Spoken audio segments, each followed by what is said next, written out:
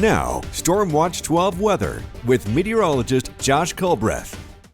Welcome back to News Watch 12 at 4, and hot off the presses, we have winter storm watches in place for a good chunk of the News Watch 12 viewing area. This goes for Wednesday and for Thursday, and you can see the early estimations of what the National Weather Service in Medford thinks about what some of these snow totals could be. So that is just a little taste of what we have to come. Obviously, we're getting the tail end of this storm system right now, but bigger impacts are to come with that next storm system. So we'll put all this into motion with Stormcast. You can see the gradual dissipation of most of the rain and snow showers, and by the time we get to midnight, I think most of us will be dry, maybe a few lingering sprinkles, if not flurries, and then dry for Tuesday morning.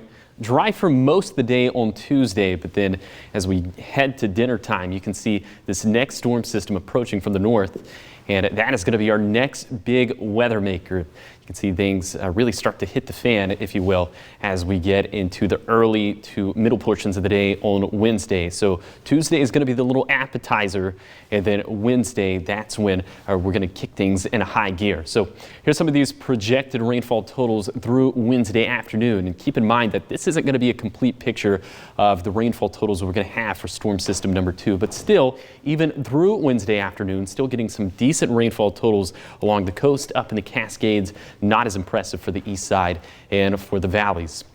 Here are snow levels over the next few days, and they're going to be a little bit higher as we get into Wednesday afternoon. That's really going to be the peak, or the beginning stages of the peak of this storm system, because it's going to be a 2-day ordeal.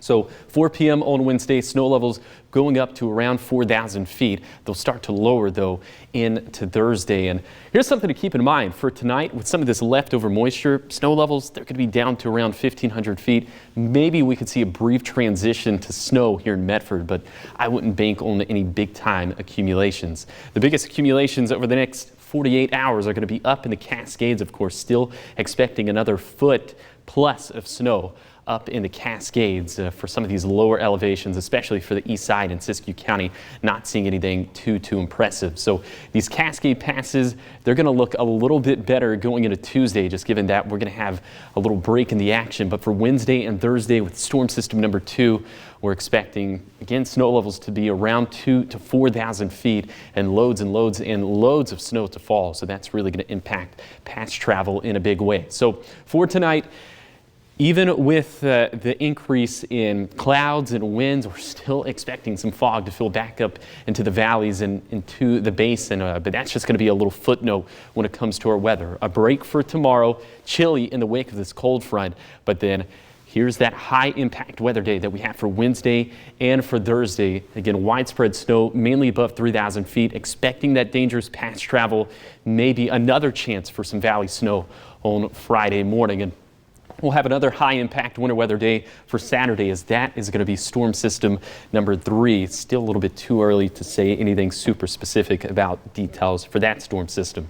Here's your 7-day forecast for the coast. A couple different days of rain and thunderstorms. It looks like the most active days will likely be on Wednesday and for Thursday. For Siskiyou County, I think we're going to get some pretty substantial accumulations within the Shasta Valley for this Wednesday and Thursday storm system. Too early to say how much, but I think we're going to have a better idea here within the next 24 hours. Obviously, we're going to see some pretty big impacts over on the east side.